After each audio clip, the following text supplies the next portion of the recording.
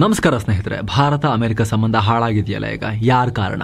Trump ಹೇರಿರೋ ಟ್ಯಾರಿಫ್ಗೆ Bharat compromise ಮಾಡ್ಕೋಬೇಕಾ, ಬಗ್ಬೇಕಾ ಅಮೆರಿಕಗೆ? ಸ್ನೇಹಿತರೆ, ಅಮೆರಿಕ ಮತ್ತು ಭಾರತ ನಡುವಿನ ಟ್ಯಾರಿಫ್ ಸಮರ ದಿನವೂ ಅತಿರೇಕಕ್ಕೆ ಹೋಗ್ತಾ ಇದೆ. ಒಂದ್ ಕಡೆ ಟ್ರಂಪ್ ಆಪ್ತರು ಭಾರತದ ವಿರುದ್ಧ ದಿನವೂ ಪ್ರಚೋದನಕಾರಿ ಹೇಳಿಕೆ ಕೊಡ್ತಾ ಇದ್ದಾರೆ. ಮುನೀರ್ ಗ್ಯಾಂಗ್ಗಿಂತ ಕಡೆಯಾಗಿ ಬಿಹೇವ್ ಮಾಡ್ತಿದ್ದಾರೆ. ಎರಡು ರಾಷ್ಟ್ರಗಳ ಸಂಬಂಧಕ್ಕೆ ಬೆಂಕಿ ಇಡ್ತಾ ಇದ್ದಾರೆ. ಇನ್ನೊಂದು ಕಡೆ ಭಾರತದ ಒಳಗೂ ಜನಾಕ್ರೋಶ ಇದ್ದಿದೆ ಅಮೆರಿಕದ ವಿರುದ್ಧ. ಟ್ಯಾರಿಫ್ಗೆ ಸಂಬಂಧಪಟ್ಟಂತೆ ಈಗ ಒಂದು ಹೊಸ ಸಮೀಕ್ಷೆ ನಡೆದಿದೆ. ಅಲ್ಲಿ ಭಾರತೀಯರು ಅಮೆರಿಕ ಮತ್ತು ಈ ಸಂಬಂಧದಲ್ಲಿ ಇಂಟ್ರೆಸ್ಟಿಂಗ್ ಒಪಿನಿಯನ್ ಕೊಟ್ಟಿದ್ದಾರೆ. Very interesting. ಭಾರತ ಬಗ್ಬೇಕಾ ಬೇಡವಾ? ಯಾರ ಜವಾಬ್ದಾರಿ? ಮೋದಿ ಕಾರಣನ ಸಂಬಂಧ ಹಾಳಾಗಕ್ಕೆ, ಟ್ರಂಪ್ ಕಾರಣನ? ಎಲ್ಲವನ್ನ ಹೇಳಿದ್ದಾರೆ ಜನ ಅವ್ರಿಗನ್ಸಿದ್ದನ್ನ. ಅಷ್ಟು ಮಾತ್ರ ಅಲ್ಲ, ಅಮೆರಿಕ ಪಾಕ್ ಸಂಬಂಧದ ಬಗ್ಗೆ, ರಷ್ಯಾದಿಂದ ಭಾರತ ಆಯಿಲ್ ಖರೀದಿ ಮಾಡಬೇಕಾ ಬೇಡವಾ ಅನ್ನೋ ಬಗ್ಗೆ ಕೂಡ ಇಂಟ್ರೆಸ್ಟಿಂಗ್ ಆಗಿ ನಮ್ಮ ದೇಶದ ಜನ ವಿಚಾರಗಳನ್ನ ವ್ಯಕ್ತಪಡಿಸಿದ್ದಾರೆ.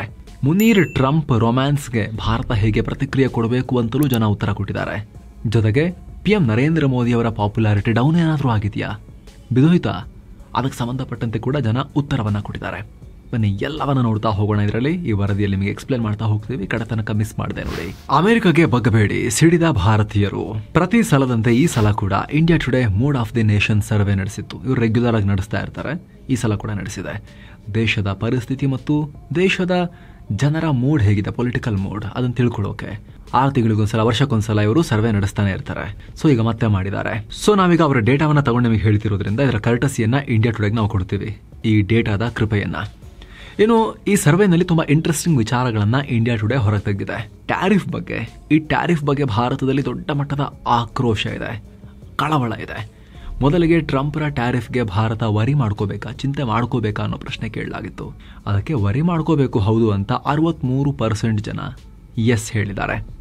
27% ಜನ ಕೇರ್ ಮಾಡೋ ಅವಶ್ಯಕತೆ ಇಲ್ಲ ಅಂತ ಹೇಳಿದ್ದಾರೆ. ಹಾಗಿದ್ರೆ ವರಿ ಮಾಡ್ಕೋಬೇಕು ಅನ್ನೋ ಕಾರಣಕ್ಕೋಸ್ಕರ ಅಮೆರಿಕಗೆ ಬಗ್ಬೇಕಾ, ನಾವು ಬೆಂಡಾಬೇಕಾ ಅವ್ರ ಮುಂದೆ ಅನ್ನೋ ಪ್ರಶ್ನೆನೂ ಕೇಳಲಾಗಿತ್ತು. ಆದ್ರೆ ಟ್ಯಾರಿಫ್ ಬಗ್ಗೆ ಆತಂಕ ಹೊರ ಹಾಕಿರೋ ಭಾರತೀಯರು ಭಾರತದ ಮುಂದಿನ ಹೆಜ್ಜೆ ಬಗ್ಗೆ ಎಚ್ಚರಿಕೆ ಉತ್ತರ ಕೊಟ್ಟಿದ್ದಾರೆ. ಟ್ಯಾರಿಫ್ ಕಮ್ಮಿ ಮಾಡೋಕೆ ಅಮೆರಿಕದ ಮಾತನ್ನು ಕೇಳಬೇಕಾ, ಬೆಂಡ್ ಆಗಬೇಕಾ ಅವ್ರ ಮುಂದೆ ಅನ್ನೋ ಪ್ರಶ್ನೆಗೆ 61% ಜನ ನೋ ಕಾಂಪ್ರಮೈಸ್, ಬೆಂಡ್ ಆಗೋದು ಬೇಡ ಅಂತ ಹೇಳಿದ್ದಾರೆ. 23% ಜನ ಈ ಟ್ಯಾರಿಫ್ ಮ್ಯಾನೇಜ್ ಮಾಡಬಹುದು ಅಂತ ಹೇಳಿದ್ದಾರೆ. ಆದ್ರೆ 9% ಜನ ಅಮೆರಿಕದ ಡಿಮಾಂಡ್ಗಳನ್ನ ಒಪ್ಕೋಬೇಕು, ಅವ್ರನ್ನ ಎದುರಾಕೋಬಾರದು ಅನ್ನೋ ರೀತಿಯಲ್ಲಿ ಅಭಿಪ್ರಾಯವನ್ನ, ಡಿಫೆನ್ಸಿವ್ ಒಪಿನಿಯನ್ ಕೊಟ್ಟಿದ್ದಾರೆ. ನೆಕ್ಸ್ಟ್, ಅಮೆರಿಕ ಪಾಕ್ ಸಂಬಂಧ. ಮುನೀರ್ ಮತ್ತು ಟ್ರಂಪ್ ನಡುವೆ ರೊಮ್ಯಾನ್ಸ್ ಜಾಸ್ತಿ ಆಗ್ತಿದೆಯಲ್ಲ, ಈಗ ಅದು ಆಕಾಶದ ಎತ್ತರಕ್ಕೆ ಚಿಮ್ತಾ ಇದೆ. ಇವರಿಬ್ಬರ ನಡುವಿನ ರೊಮ್ಯಾನ್ಸ್, ಅದರ ಬಗ್ಗೆ ಕೂಡ ಜನ ಒಪಿನಿಯನ್ ಕೊಟ್ಟಿದ್ದಾರೆ. ಮುನೀರ್ ಟ್ರಂಪ್ ಜೋಡಿಯನ್ನ ಭಾರತ ಹೇಗೆ ನಿಭಾಯಿಸಬೇಕು, ಯಾವ ಹೆಜ್ಜೆ ಇಡಬೇಕು ಅನ್ನೋ ಪ್ರಶ್ನೆ ಕೇಳಲಾಗಿತ್ತು. 59% ಜನ ರಷ್ಯಾನೇ ಮದ್ದು, ಇದಕ್ಕೆ ಪುಟಿನ್ನೇ ಮದ್ದು ಅಂತ ಹೇಳಿದ್ದಾರೆ. 29% ಜನ ಮಿಲಿಟರಿಗೆ ಆದ್ಯತೆ ಕೊಟ್ಟಿದ್ದಾರೆ. ಅಂದ್ರೆ ಬೇರೆಯವರ ಸಹವಾಸಕ್ಕಿಂತ ನಾವು ಶಕ್ತಿವಂತರಾಗೋದು ಮುಖ್ಯ ಅಂತ ಹೇಳಿದ್ದಾರೆ. 6% ಜನ ಪಾಕಿಸ್ತಾನದೊಂದಿಗೆ ಮಾತುಕತೆ ಮಾಡಿ ಸರಿ ಮಾಡ್ಕೋಬೇಕು ಅಂತ ಡಿಪ್ಲೊಮಸಿಯನ್ನ ಬಿಟ್ಟಿದ್ದಾರೆ. ನೆಕ್ಸ್ಟ್, ಭಾರತದೊಂದಿಗೆ ಚೀನಾ ಸಂಬಂಧ ಸರಿನಾ, ಸಂಬಂಧ ಸರಿ ಮಾಡ್ಕೊಳ್ತಿರೋದು, ಶಾಂತಿ ಮಾಡ್ಕೊಳ್ತಿರೋದು, ಆ ಪ್ರಶ್ನೆ ಕೇಳಲಾಗಿತ್ತು. ಇದರಲ್ಲಿ 52% ಜನ ಭಾರತ ಮಾಡ್ತಿರೋದು ಸರಿ ಇದೆ ಅಂತ ಹೇಳಿದ್ದಾರೆ, ಟ್ರಂಪ್ ಉತ್ತರ ಕೊಡಬಹುದು ಅಂತ. ಆದ್ರೆ 26% ಜನ ಇದನ್ನ ತಿರಸ್ಕರಿಸಿದ್ದಾರೆ. ಇದು ಭಾರತದ ಭದ್ರತಾ ಹಿತಾಸಕ್ತಿಯನ್ನ ವೀಕ್ ಮಾಡಬಹುದು ಅಂತ ಚೀನಾ ಬಗ್ಗೆ ಅನುಮಾನ ವ್ಯಕ್ತಪಡಿಸಿದ್ದಾರೆ, ನಂಬಾರದು ಅವ್ರನ್ನ ಅಂತ. ಇನ್ನು 13% ಜನ ಇದರಿಂದ ಅಂತ ದೊಡ್ಡ ಪರಿಣಾಮ ಯಾವುದ್ರ ಮೇಲೂ ಆಗಲ್ಲ ಅಂತ ಹೇಳಿದ್ದಾರೆ. ನೆಕ್ಸ್ಟ್ ಕ್ವಶನ್, ರಷ್ಯಾದಿಂದ ತೈಲ ಖರೀದಿ ಮಾಡಬೇಕಾ ಅಂತ. ಎಲ್ಲ ಜಗಳಕ್ಕೆ ಅಮೆರಿಕ ಹೇಳೋ ಪ್ರಕಾರ ರಷ್ಯಾ ತೈಲವೇ ದೊಡ್ಡ ಕಾರಣ ಅಲ್ಲ.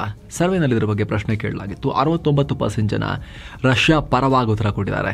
ನಾವು ಪುಟಿನ್ ಹತ್ರ ತೈಲ ಖರೀದಿ ಮಾಡಬೇಕು, ಇನ್ನು ಜಾಸ್ತಿ ಮಾಡಬೇಕು, ಮುಂದುವರಿಸಬೇಕು ಅಂತ ಹೇಳಿದ್ದಾರೆ. 16% ಜನ ಅಮೆರಿಕನ ಯಾಕೆ ಎದುರು ಹಾಕೊಳ್ಳೋದು ಬೇಡ ಅಂತ ಹೇಳಿದ್ದಾರೆ. ಉಳಿದವರು ನಮಗೆ ಗೊತ್ತಿಲ್ಲ ಈ ವಿಚಾರ, ನಮ್ಗೆ ಕೇಳಬೇಡಿ ಅಂತ ಹೇಳಿದ್ದಾರೆ. ಏನು ಸ್ನೇಹಿತರೆ, ವರದಿಯಲ್ಲಿ ಮುಂದುವರಿಯುವ ಮುನ್ನ 7 ಸೈನ್ಸ್ ಟೂರಿಸಂ ಕಂಪನಿ ಅಸ್ಸಾಂ ಮೇಘಾಲಯಕ್ಕೆ 6 ನೈಟ್ 7 ಡೇ ಟ್ರಿಪ್ ಅನ್ನ ಆಯೋಜಿಸಿದೆ. Kamakhya Shaktipeeth, Guwahati, Mawlynnong cleanest village in Asia, Dawki river, Shillong, Cherrapunji, 7 sister waterfalls ಹಾಗೆ ಕಾಜಿರಂಗ ನ್ಯಾಷನಲ್ ಪಾರ್ಕ್ ಸಫಾರಿ ಎಲ್ಲ ಹೋಗೋದಿರುತ್ತೆ.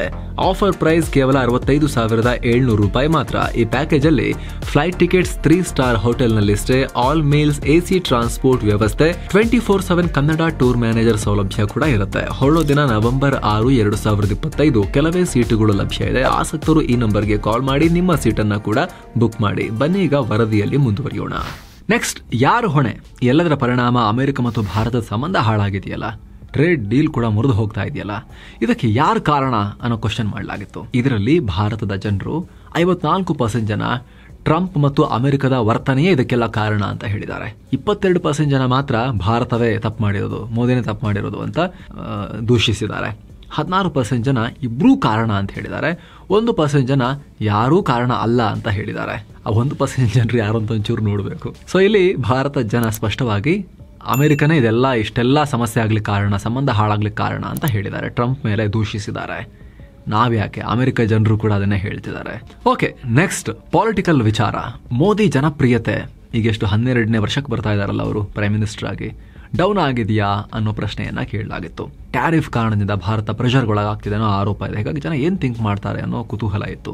ಅಲ್ಲಿ PM ಮೋದಿ ಬಗ್ಗೆ ಜನ ಪಾಸಿಟಿವ್ ಉತ್ತರ ಕೊಟ್ಟಿದ್ದಾರೆ ಅಂತ ಇಂಡಿಯಾ ಟುಡೇ ಸರ್ವೆ ಹೇಳಿದೆ. ಪ್ರಧಾನಿಯಾಗಿ ಮೋದಿಯವರ ಪರ್ಫಾರ್ಮೆನ್ಸ್ ನಮಗೆ ಓಕೆ, ಚೆನ್ನಾಗಿದೆ ಅಂತ 58% ಜನ ಹೇಳಿದ್ದಾರೆ. 26% ಜನ ಚೆನ್ನಾಗಿಲ್ಲ ಮೋದಿ ಅಂತ ಹೇಳಿದ್ದಾರೆ. ಉಳಿದವರು ನಮಗೆ ಗೊತ್ತಿಲ್ಲ ಅಂತ ನ್ಯೂಟ್ರಲ್ ಉತ್ತರವನ್ನು ಕೊಟ್ಟಿದ್ದಾರೆ. ಗಮನಿಸಬೇಕಾದ ಅಂಶ ಅಂದರೆ 2025 ಫೆಬ್ರವರಿಯಲ್ಲಿ 62% ಜನ ಮೋದಿ ಗುಡ್ ಅಂತ ಹೇಳಿದ್ರು. ಈಗ ಅದು 4% ವೇರಿ ಆಗಿದೆ, ಡೌನ್ ಆಗಿದೆ. ಜೊತೆಗೆ ಈ ಕ್ಷಣಕ್ಕೆ ಬೆಸ್ಟ್ PM ದೇಶಕ್ಕೆ ಯಾರಾಗ್ಬೋದು ಅಂತ ಹೇಳಿ ವ್ಯಕ್ತಿಗಳ ಪಟ್ಟಿಯನ್ನು ಕೊಟ್ಟಾಗ ಅಗೇನ್ ನಿರಂತರ 11ನೇ ವರ್ಷವೂ ಕೂಡ PM ಮೋದಿಗೆ ನಂಬರ್ 1 ಸ್ಥಾನವನ್ನೇ ಸರ್ವೆ ಕೊಟ್ಟಿದೆ. ಜನ ಆ ರೀತಿ ವೋಟ್ ಮಾಡಿದ್ದಾರೆ.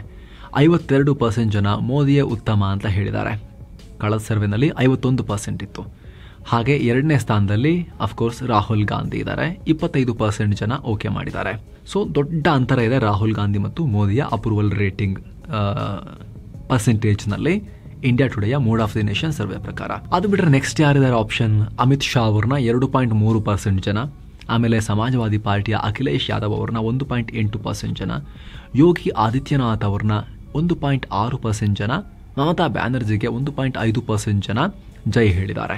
ಸೊ ಈಗ ಮೋದಿ ಅವರು 75 ವರ್ಷ ಆದಮೇಲೆ ಇಳಿಬೋದು, 11 ವರ್ಷ ಆಯಿತು, ಹೀಗೆ ಏನೇ ಚರ್ಚೆ ಬಂದರೂ ಕೂಡ ಮೋದಿಯನ್ನ ಜನ ಪ್ರಿಫರ್ ಮಾಡ್ತಿದ್ದಾರೆ ಅಂತ ಇಂಡಿಯಾ ಟುಡೇ ಸರ್ವೆಯಲ್ಲಿ ಒಪಿನಿಯನ್ ಹೊರಬಿದ್ದಿದೆ. ಏನೋ ಮೋದಿ ರಿಪ್ಲೇಸ್ಮೆಂಟ್ ಆದರೆ, ಒಂದು ವೇಳೆ ರಿಟೈರ್ ಆದರೆ ಅವರು ಬಿಜೆಪಿಯಿಂದ ನೆಕ್ಸ್ಟ್ ಯಾರು PM ಆಗಬೇಕು ಅನ್ನೋ ಪ್ರಶ್ನೆಯನ್ನು ಕೇಳಲಾಗಿತ್ತು. ಆ ಪ್ರಶ್ನೆಗೆ ಉತ್ತರವಾಗಿ ಅಮಿತ್ ಶಾ ಈಗ ಸದ್ಯ ಟಾಪ್ನಲ್ಲಿದ್ದಾರೆ. 28.8% ಜನ ಅಮಿತ್ ಶಾ ಪರವಾಗಿ ಬ್ಯಾಟ್ ಬೀಸಿದ್ದಾರೆ. ಆದರೆ ಯೋಗಿ ವೇಗವಾಗಿ ಓಡ್ಬರ್ತಿದ್ದಾರೆ. ಅಮಿತ್ ಶಾ ಹಿಂದೆನೇ ಬರ್ತಿದ್ದಾರೆ.